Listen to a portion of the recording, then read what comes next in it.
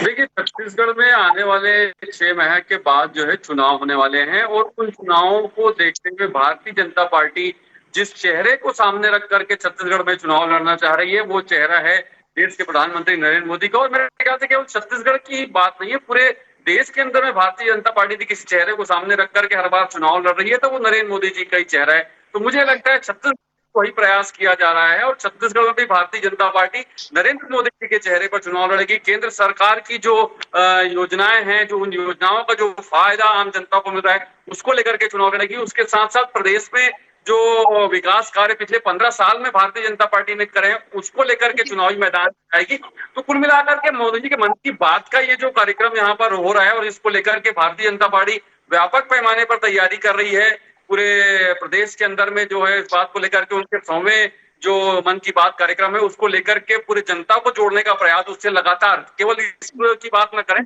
इसके पहले भी भारतीय जनता पार्टी लगातार ये प्रयास करती चली आई है कि मोदी जी के मन की बात का जो कार्यक्रम है, उससे लगातार हम अधिक से अधिक संख्या में जनता को जोड़े और जो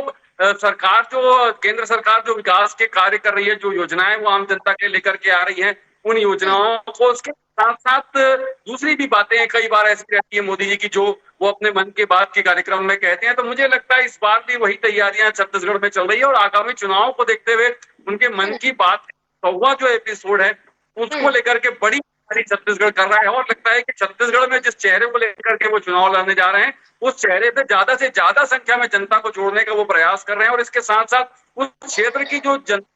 उनकी जनता के जो सम्मान है, उनको भी उसमें सम्मानित करने का एक कार्यक्रम शायद भारतीय जनता पार्टी ने इसमें ऐड किया है। तो कुल मिलाकर के ये पूरा कार्यक्रम जो 100वीं मन की बात मोदी जी की है, उसको पूरी तरीके से चुनावी रंग देने का एक प्रयास यहाँ पर नजर आ रहा है।